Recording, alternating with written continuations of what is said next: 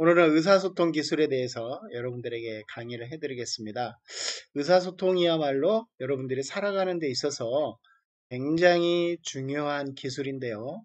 또 여러분들이 이게 수사와 관련해서 어떻게 대화를 나눠야 되고 또 이런 상황에서 어떻게 이야기를 전개해야 할지 그리고 또 그 효과적으로 면담이나 신문을 잘하기 위해서는 어떻게 해야 할지 이런 부분들에 대해서 한번 보도록 하겠습니다. 자, 의사소통의 구성 요소에 대해서 알려드리겠습니다. 수사 면담은 수사관과 수사 대상자 간의 의사소통이다. 즉, 면담은 의사소통으로 이루어진다라고 보시면 되겠죠. 수사라는 목적을 가진 의사소통 과정이지만 여기에는 일반적인 의사소통의 기본 원리가 거의 그대로 적용된다고 보시면 되겠습니다. 의사소통의 구성 요소는 크게 언어적인 요소와 비언어적 요소, 그리고 또 하나를 굳이 든다면 준언어적 요소, 여기 보면 행동징후라고 보시면 되겠죠. 언어적 요소는 말을 의미하고 비언어적 요소는 의사소통을 이루는 말 이외의 모든 요소를 의미하는데 이를 세분하면 다음과 같이 6가지 요소로 분류할 수 있겠습니다. 자, 언어적 요소를 한번 볼까요? 언어적 요소는 말인데요. 말, 음조 또는 억양.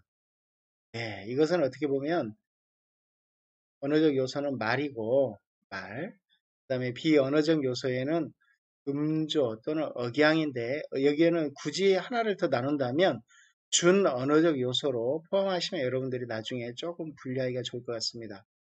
음조라든지 말의 간극이라든지 이러한 것은 어떻게 보면 준언어적 요소, 즉 질문을 했을 때 대답하는 그 타임, 시간이 얼마나 차이가 나는지, 평상시에는 말할 때 바로바로 대답하던 사람이 물어봤는데 굉장히 뜸을 들인다든지 한참을 생각하고 얘기를 한다든지 이런 부분이 있을 수 있고, 그러니까 원래 베이스라인을 파악을 잘 해야 되겠죠. 음조 또는 억양, 갑자기 말이 커진다든지 작아진다든지 축 늘어진다든지 여러 가지 것들을 해야 되겠죠.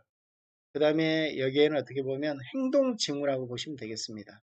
위치와 동작, 거리, 복장과 장식 이런 부분들은 외형적으로 나타날 수 있는 행동징후로 보시면 되겠습니다. 여기에서는 그냥 언어적 요소와 비언어적 요소로만 구별을 했는데 굳이 좀 더 세분한다면 언어적 요소, 준언어적 요소, 비언어적 요소.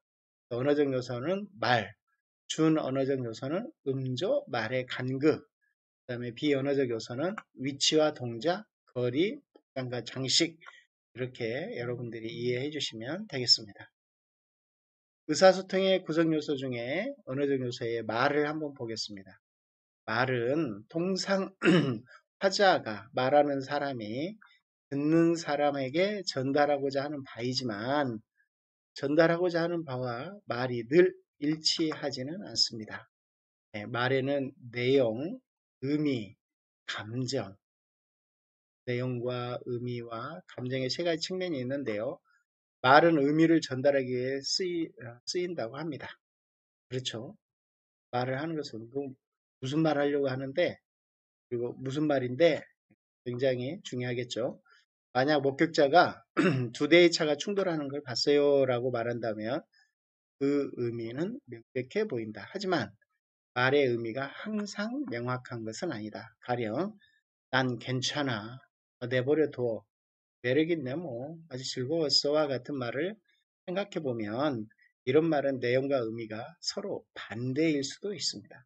따라서 모든 말을 액면 그대로 받아들여서는 될 것입니다. 그래서 보겠습니다. 아침 시간이라 목이 좀 잠기고 있네요. 그래도 해보겠습니다. 같은 말이 화자와 말하는 사람과 청자에게 듣는 사람에게 서로 다른 의미를 가질 수도 있겠습니다. 이는 주로 방언이나 문화적 습관에 기인하는 경우가 많은데요. 목격자가 어제 저녁 식사 시간쯤에 사고가 났어요 라고 말한다면 언제를 말하는 것일까요? 어제 저녁 식사 시간쯤, 뭐 늘 저녁 식사 시간이 6시다. 그러면 뭐 만국 공통으로 그 시간이라면 되는데, 사람마다 다 천차만별의 저녁 식사 시간이 있고 또 나라마다 각자 시간 차이가 있기 때문에 이런 부분에 있어서는 굉장히 차이가 있을 수 있겠습니다. 성공적인 의사소통을 위해서는 수신된 신호가 송신된 것과 동일한지, 그 의미의 차이를 야기하는 요소가 없는지 여부를 항상 확인해야 합니다. 언어적 요소는 거의 항상 비언어적 요소에 의해 뒷받침되거나 정교화된다고 보시면 되겠습니다. 언어의 내용이 비언어적 요소에 의해 뒷받침되지 않은 경우를 일컬어 누수라고 하는데요. 언어적인 면과 행동적인 면이 일치하는 것이 중요하다고 보겠습니다. 자, 누수 현상은 수사관에게 두 가지 중요한 의미를 갖는데요. 하나는 수사관이 누군가에게 말을 할 때 진심이 없으면 반드시 이러한 누수 현상이 일어난다는 점이고요. 다른 하나는 합격자나 용의자에게서도 누수 현상이 발견될 수 있다는 점입니다. 그렇죠. 화자와 청자 서로 또 뒤바뀔 수도 있고, 그래서 진심으로 그리고 적극적으로 대화에 임해야 될 것 같습니다. 말의 내용이 의미나 감정과 조화를 이루지 못하는 경우를 말하는데, 이런 경우 수사관은 누수 현상을 보이는 부분에 대해 더 깊이 확인해 보아야 할 것입니다. 주로 이제 행동 징후의 그 수사에서 보면 말할 때와 행동을 할 때, 굳이 또 행동 징후만 해당되는 건 아니고요. 전체적으로 수사를 할 때 보면 말할 때와 행동할 때에 그런 모습들을 보면서 이런 부분들은 이 사람이 좀 뭔가 있구나라고 생각을 해보고 거기에 대해서 좀 더 물어봐야 되겠죠. 예를 들면 분명히 입으로는 2개를 얘기하는데 손으로는 뭐 4개를 가리킨다든지 이렇게 표시를 한다든지 또 뭐 이렇게 직접적으로 대화가 돼야 되는데 아니면 뭐 다른 쪽으로 뭐 이런다든지 뭔가 좀 껄끄러운 것들이 보일 수 있겠습니다. 그러면 이러한 것들에 대해서는 한 번쯤 짚고 넘어가야 할 것입니다. 음조, 비언어적 요소에서 음조를 보겠습니다. 비언어적인 것보다는 준언어적으로 나누는 게 좋다라고 제가 말씀을 드렸었죠. 음조는 말의 내용이 아니라 말하는 방식이다. 강세도 말에 관한 정보를 주기는 하지만 음조는 강세와는 다른 것이라고 합니다. 음조는 화자의 분위기, 긴장, 감정을 나타내고 술이나 약물이 음주에 영향을 줄 수 있기 때문에 이 사람이 느리게 혹은 굴려 말한다고 해서 그 사람이 원래 그런 음조를 가진 것으로 판단해서는 안 될 것입니다. 그렇죠. 여러 가지 또 영향을 받아 신체적인 영향을 받아서 있겠죠. 강조는 음조의 일부분에서 말에 관한 특별한 단서를 제공해 주는데요. 또한 음조는 화자의 실제 감정에 대해 좋은 단서가 되기도 합니다. 음조는 다른 사람의 감정이 되고 발행 목격자가 침입 강도에 대해 이야기하면서 체념한 혹은 풀이 죽은 음조로 난 괜찮아요 라고 말한다면 누수 현상의 가능성이 크므로 그가 실제로 괜찮은지 확인해 보아야 합니다. 비언어적 요소에서 말의 간극은 준언어라는 용어로 불리기도 합니다. 그렇죠? 여기에는 투덜거림, 탄식, 흐느낌 등 문장 사이에 삽입될 수 있는 소리들이 있는데요. 말의 간극은 무언가를 말하려고 또는 말하지 않으려고 노력할 때 발생합니다. 말의 간극과 휴지는 화자의 마음이 특정한 지점에 이르렀음을 말해주는 단서입니다. 대화를 하면서 음이나 어의 빈도를 감지하는 것은 죄송합니다. 감지하는 것은 쉽지 않습니다. 하지만 길게 이나 라고 소리 내기 시작하면 쉽게 감지할 수 있겠습니다. 말하는 사람이 스스로에게 또는 자신의 말에 확신이 없을 때 다음에 말할 것을 생각할 때 말에 틈이 생기고 그 틈에 어떤 소리를 채워 넣는다고 보시면 되겠습니다. 휴지는 타자의 마음이 특정한 지점에 이르렀음을 말해주는 단서로 여기에는 중요한 유의점이 있겠습니다. 만약 누군가가 어떤 사실을 말하다가 잠시 멈추더라도 이때 다른 질문을 던지면 안 됩니다. 이런 휴지가 완성되도록 가만히 내버려 둬야 하고 이것을 공간축이라고 하는데요. 채워지지 않는 휴지 뒤에 추가적인 정보가 제공되는 경우가 많습니다.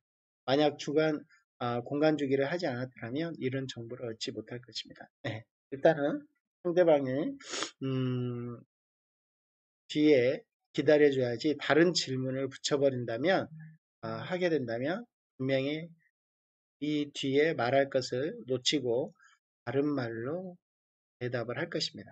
그래서 이럴 때에는 기다려주는 것이 또 다른 얘기를 들을 수 있는 그런 시기인 거죠. 비언어적 요소의 위치와 동작을 보겠습니다. 위치, 동작, 기타 움직임은 모두 의사소통에 영향을 준다고 합니다. 통상 시선 접촉을 피하는 것은 회피 혹은 감춤을 의미하는 것으로 여겨지는데요. 하지만 어떤 문화권에서는 권위에 대한 존경 혹은 겸손으로 여겨지기도 합니다. 족장을 똑바로 쳐다본다든지 그랬을 때 건방지다는 소리도 들을 수 있겠네요. 네.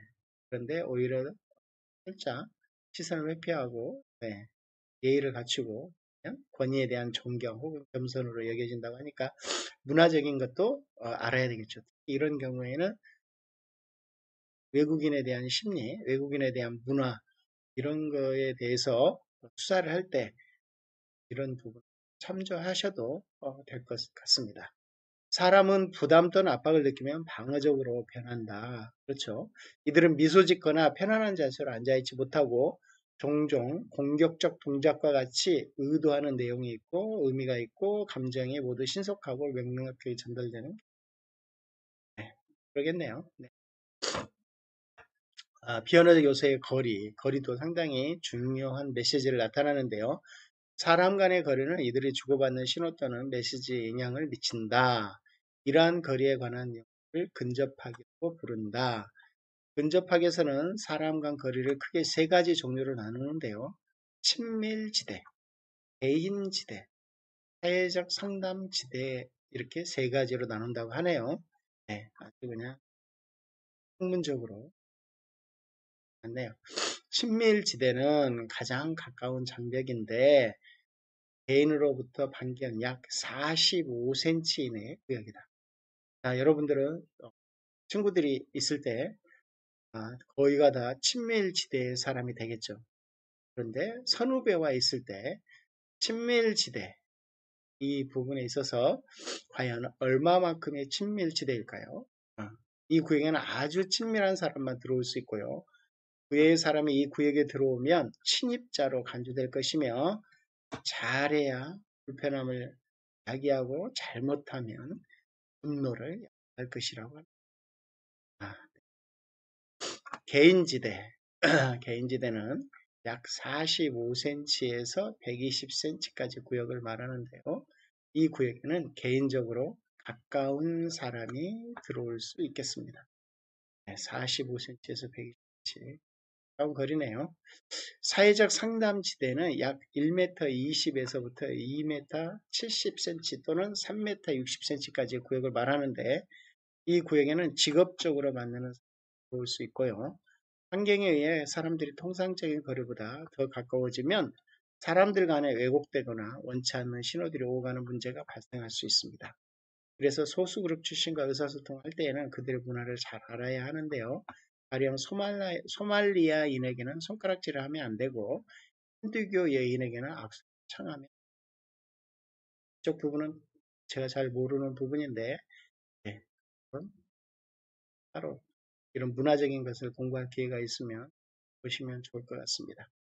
그런데 중요한 건 수사를 하고 라포 형성을 할 때에는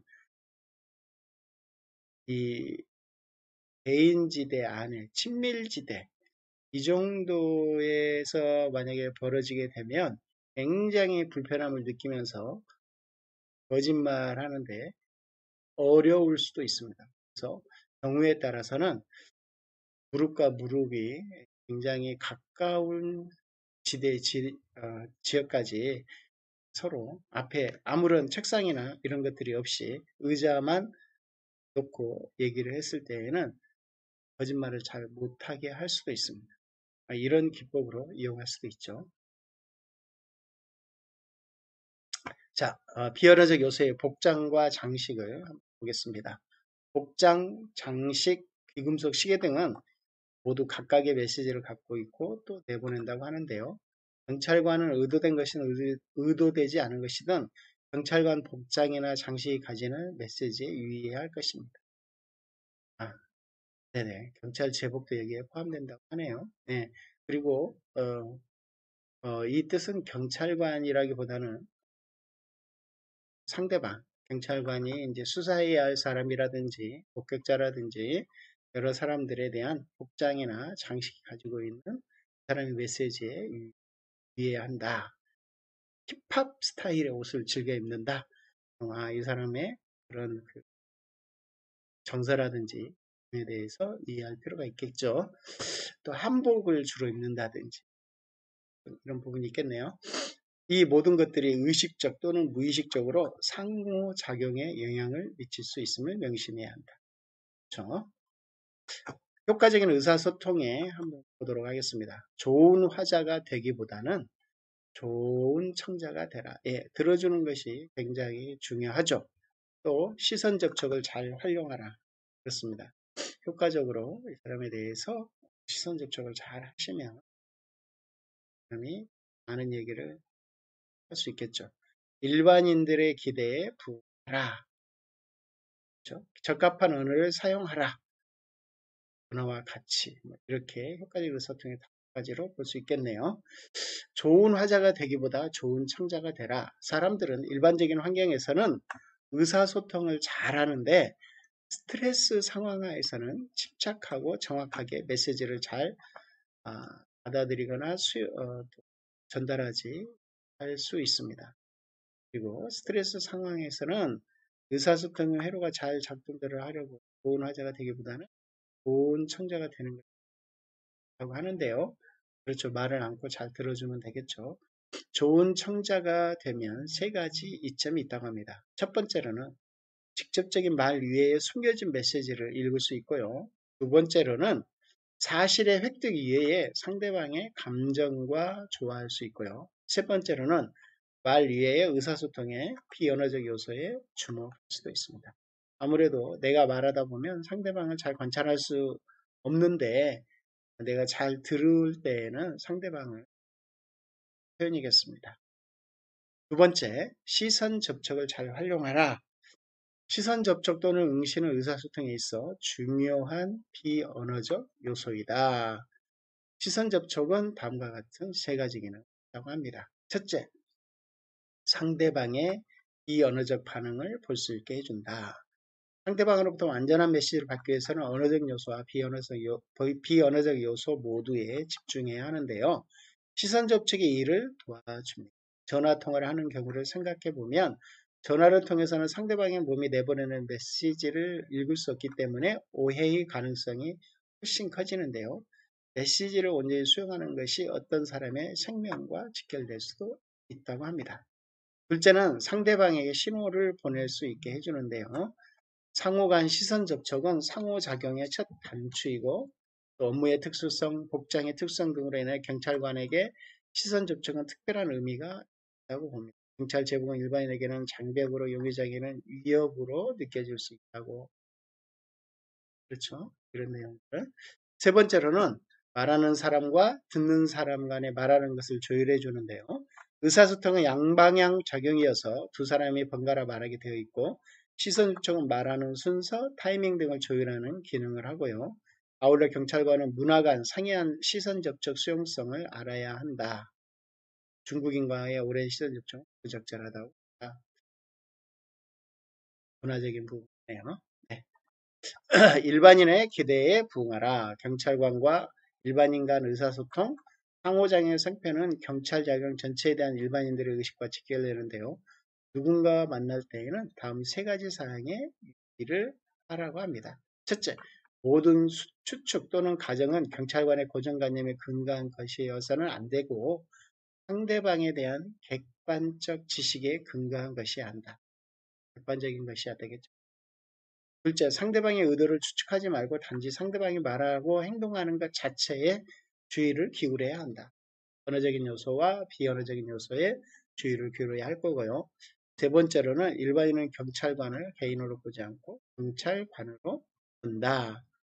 일반인들이 경찰관을 생각할 때 농담을 함부로 해서도 안 되고 제복에서 나타나는 여러 가지의 상징들을 무너뜨리면 안 되겠죠. 적합한 언어를 사용하라. 우리가 말하는 것, 말하는 방식에 주의를 기울이지 않으면 언어는 의사소통의 장벽이 될 수 있다고 합니다. 명확하고 간결하고 효과적인 의사소통을 위해서는 5가지 사항에 유의해야 한다고 하는데요. 첫 번째로는 상대방에게 적합한 용어를 사용해야 한다. 일반인은 누구나 경찰 울렁증을 가지고 있다. 네. 저도 예전에 경찰에 들어오기 전에 경찰관서 앞을 지나갈 때에는 시선을 반대로 돌리고 걸어갔습니다. 왜 그러냐면 혹시라도 부를까봐. 예전에는 그냥 경찰관이 누구나 쉽게 불러서 뭐 이런저런 질문도 하고 또 물어보기도 하고 그런 부분들이 있었는데요. 이런 경찰 울렁증, 물론 지금도 그런 제복에 대한 두려움을 갖고 있는 사람이 있겠죠. 이런 상황에서 경찰관이 복잡한 용어나 법률 용어를 사용하면 일반인은 혼란스러워하기 십상이다. 두 번째로는 기술적 용어, 특수 용어, 약어를 사용하지 말아야 한다. 고유의 용어는 구성원 간의 의사소통을 서로 잘 이루어지게 하고 구성원 외의 사람은 의사소통에서 좀 끼어들 수가 없겠죠. 네. 세 번째는 일반인에게 생소한 용어, 복잡한 용어를 사용함으로써 감명을 주려고 시도하지 말아야 합니다. 지금 이 시점에라고 말하지 않고 지금이라고 말하면 되고 나의 개인적인 의견을 말하자면 이라고 하지 않고 나는 이렇게 생각합니다 라고 말하면 돼요. 네.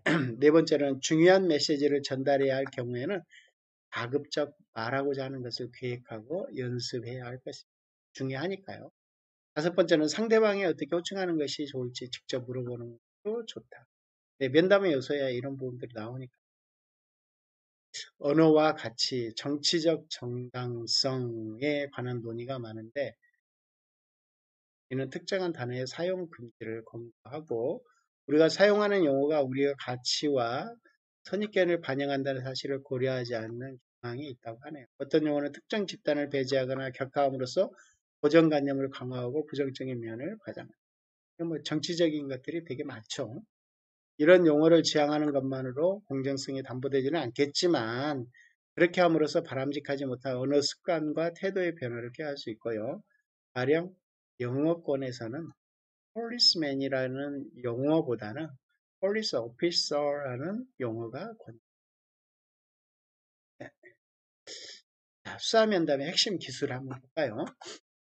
피스 매뉴얼에서는 핵심 기술로 계획과 준비, 라포 형성, 청취 기술, 질문 기술, 평가 절차의 5가지를 제시하고 있는데요.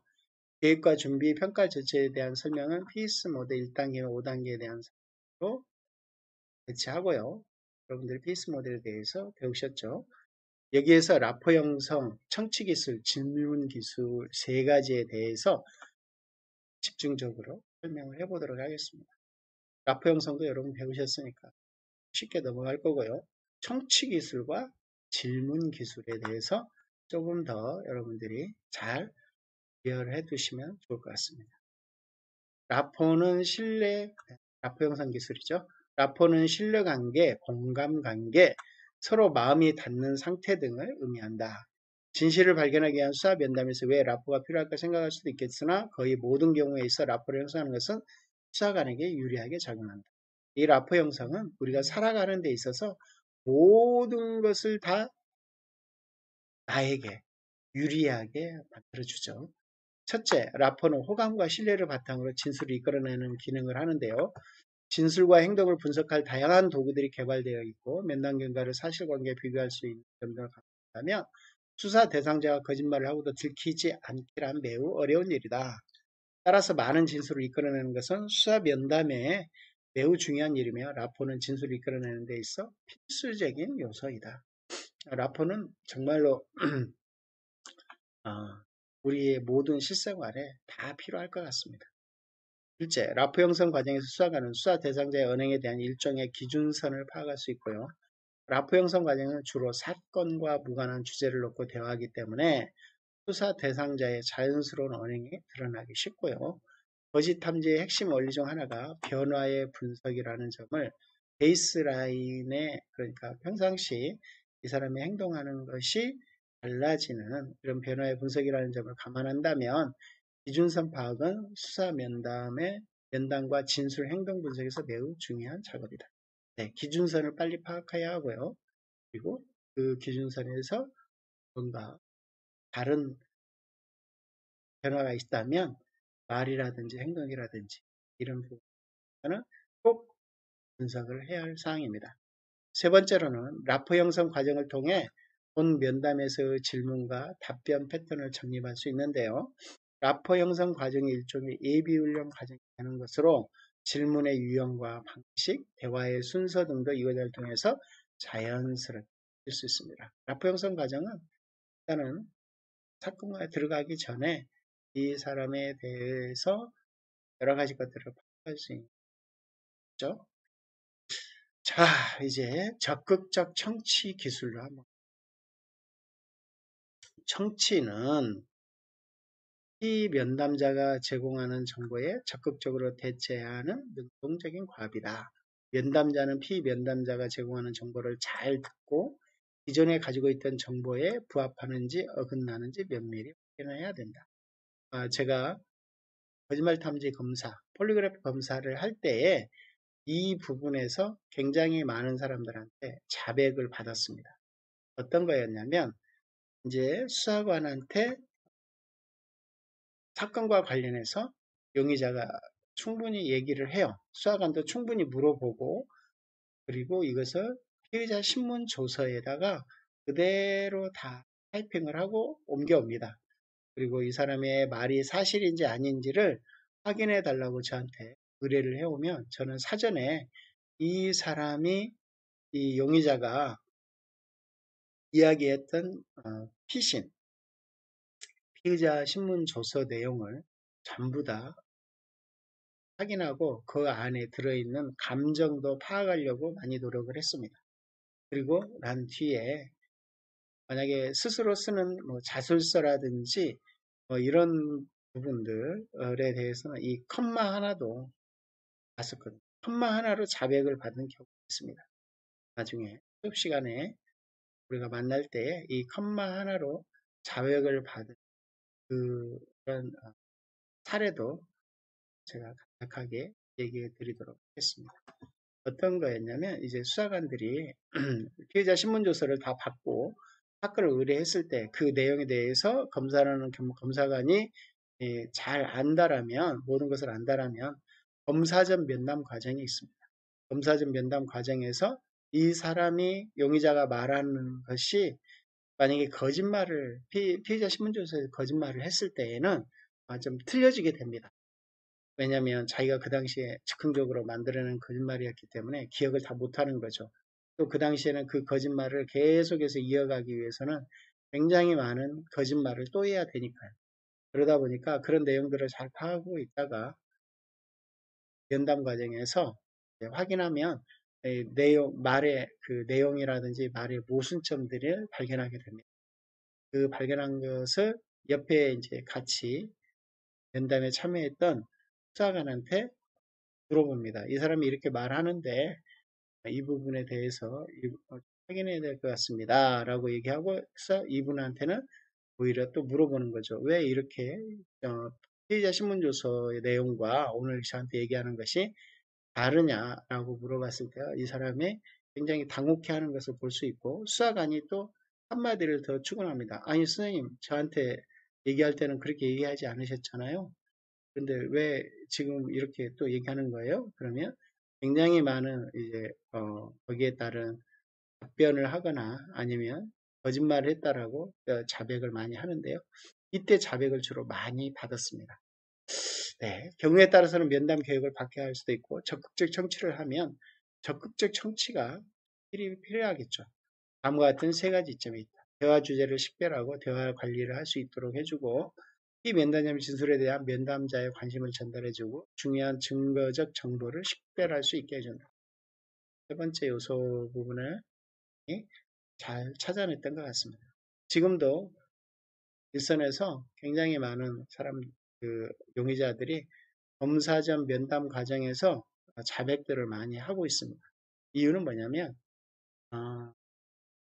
자기 스스로 말의 모순도 있겠지만 또 검사관이 이 사람의 라포 형성을 굉장히 잘 함으로써 그 라포 형성으로 인한 이 사람이 이제 자기 자신이 솔직하게 얘기할 수 있는 기회를 가질 수 있는 거죠. 그렇다 보니까 적극적 청취가 중요할 것 같습니다. 적극적 청취는 라포 형성 및 유지와 직결되는데요. 따라서 피면담자의 말을 들을 때에는 시선 접촉, 고개 끄덕임과 같은 비언어적 독려 신호를 보내야 하고 질문이나 요약에 피면담자가 사용했던 용어를 넣는 것이 좋다. 선생님이 이렇게 얘기를 한 것이 그 당시에는 이렇게 저기를 했다는 거군요. 라고 해서 이 사람이 말했던 내용들에 대해서 살짝살짝 집어넣고 그게 이제 우리 끝말잇기라든지 백트래킹 있었죠. 백트래킹 여러 가지 이런 들이 다 들어가겠죠. 제가 여러분들한테 계속해서 이런 라포 형성이라든지 또 이렇게 그 적극적 청취 기술이라든지 이런 여러 가지 것을 계속해서 비슷비슷하지만 얘기하는 이유 중에 하나는 그 가랑비에 옷 젖듯이 여러분들이 이 내용을 한 번씩 들을 때마다 그런 것들이 여러분들이 이제 스스로 잘 배워들 수 있도록 그리고 그 배워든 것이 경우에 따라서 잘 나올 수 있도록 여러분들이 그 부분을 훈련하시면 되겠습니다. 적극적 청취는 집중, 이해, 지지, 요약. 네, 그렇군요. 요약은 뭐 써머리 하면 되고, 어, 네? 고개 끄덕임이라든지 뭐 여러 가지 추임새를 넣어주면 되겠죠. 집중, 이해, 지지, 요약. 집중. 연대기적 순서에 따라 정보를 주제로 조직화한다. 주의를 기울여서 피면담자의 진술에 머문다. 필기를 하는 것은 무방하지만 필기가 대화에 어울리지 않도록 유의한다. 이해. 피면담자의 진술에 대해 전체적이고 정확한 이해를 하는데 중요한 단계이고 면담자는 피면담자의 진술을 사실과 의견으로 분리해야 하고요. 지지. 이 면담자에게 충분한 시간과 여유를 주어야 한다. 아울러 열린 동작, 시선 접촉, 동료의 고개 끄덕임 등 비언어적 신호를 주어야 한다. 라는 거고요. 요약. 피면담자가 말하는 것을 요약하는 것은 적극적 청취에서 매우 중요한 요소인데요. 이런 다음과 같이 네 가지 이점이 있다고 합니다. 한번 볼까요? 첫 번째, 면담자의 집중을 돕는다.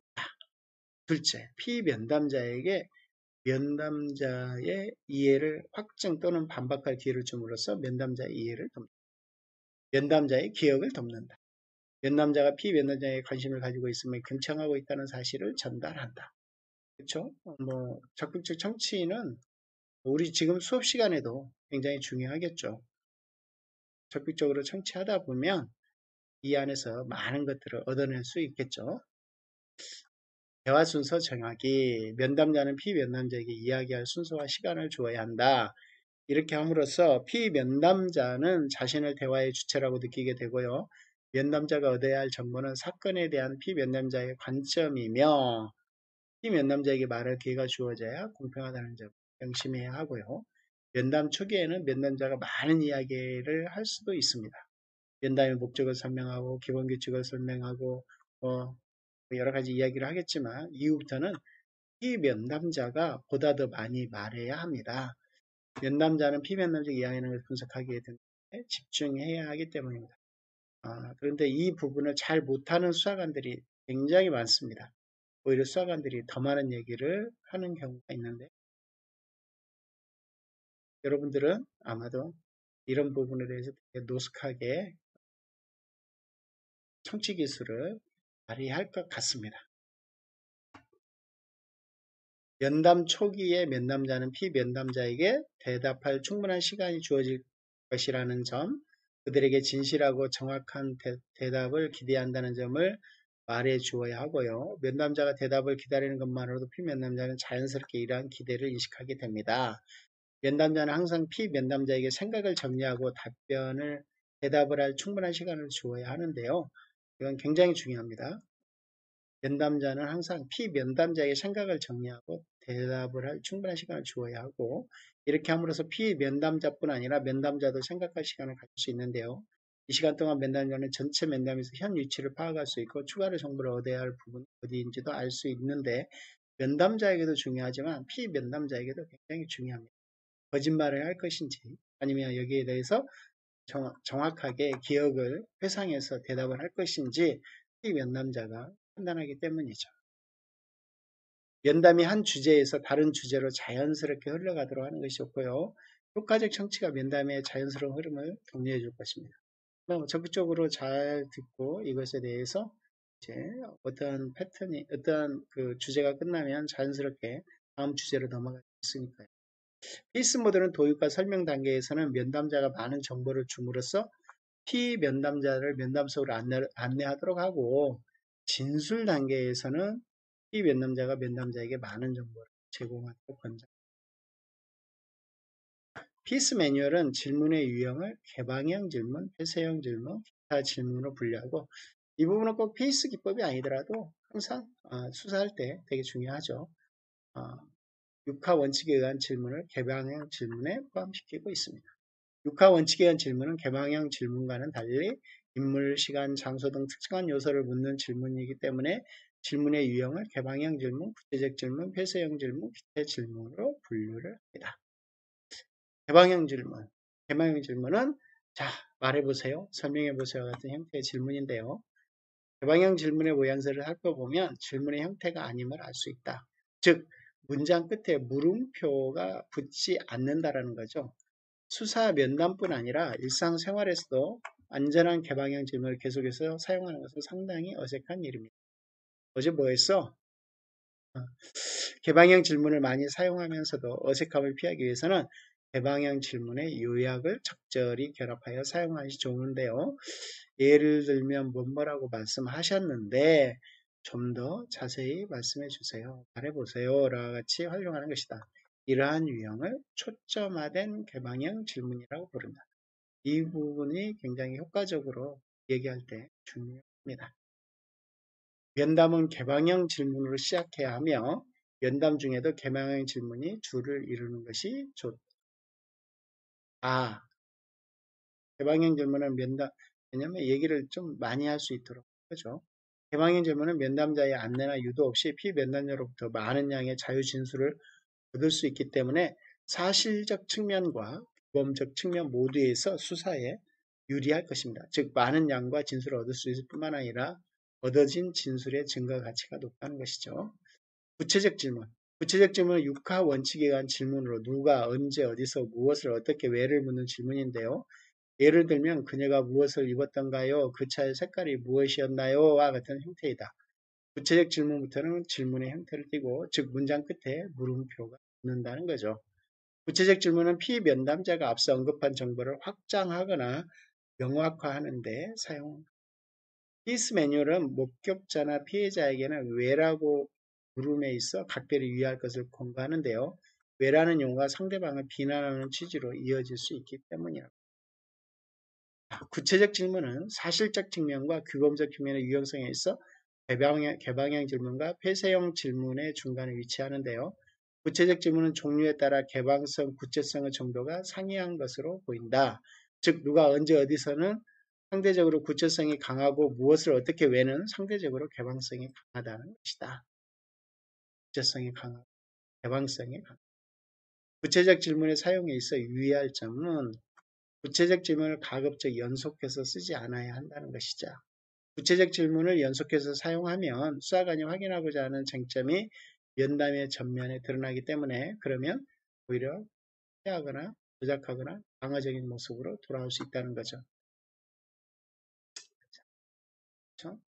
폐쇄형 질문. 폐쇄형 질문은 예, 아니요, 뭐 이런 의미인데요. 피면담자라면 고정된 선택지 중 하나를 고르도록 한다. 가령 곳에 간 사실이 있나요? 와 같은 형태다.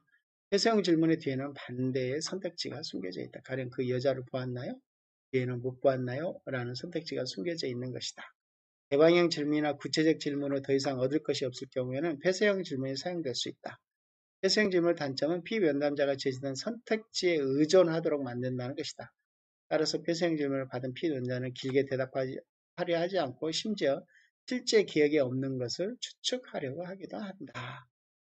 폐쇄형 질문을 사용할 때는 정보의 특수상 예 또는 아니요 형태의 답이 필요한 경우, 신호를 확인할 경우, 수량이나 날짜 등을 확인할 경우, 논점을 명확히 하고자 할 경우, 진술 내용을 올바르게 이해했는지 아닌지 확인할 경우 등이다. 폐쇄형 질문은 사실적 측면과 규범적 측면의 유용성에 가장 낮은 수준에 위치하는데요. 따라서 면담에서 가장 나중에 사용되어야 하며 부득이 사용하는 경우에는 가급적 짝짓기 기법을 결합시키는 것이다. 짝짓기 기법. 네, 위에서 설명하겠습니다. 짝짓기 기법은 폐쇄형 질문에 대해 긍정적 답변이 나오면 거기에 대해서 개방형으로 묻는 기법이다. 예를 들면 그곳에 간 사실이 있나요? 예, 아니요. 라는 질문에 예라는 답변이 나오면 그곳에서 있었던 일을 자세히 말해보세요. 이런 거죠. 네.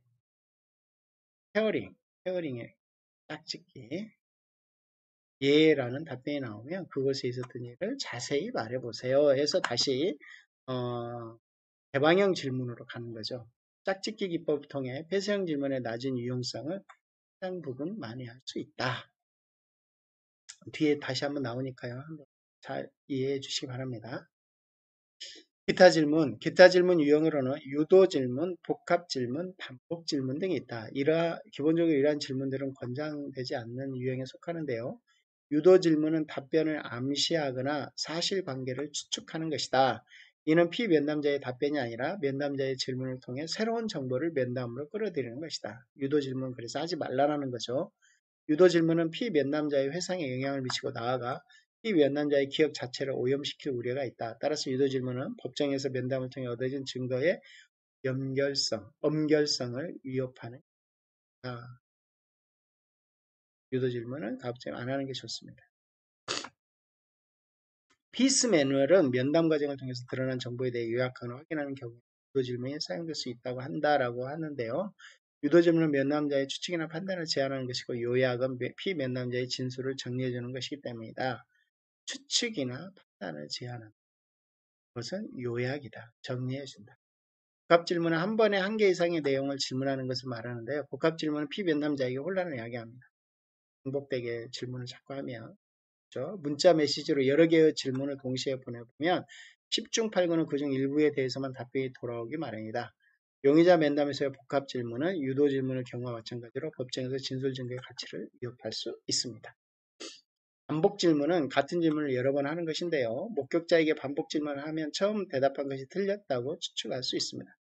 혹시 같은 질문을 여러 번 해야 하는 경우에는 다른 방식 또는 다른 시기에 하는 것이 좋다. 특히 아동 등 취약적 면담에서 반복 질문은 매우 치명적인 것으로 간다. 취약자의 높은 피암시성 때문입니다.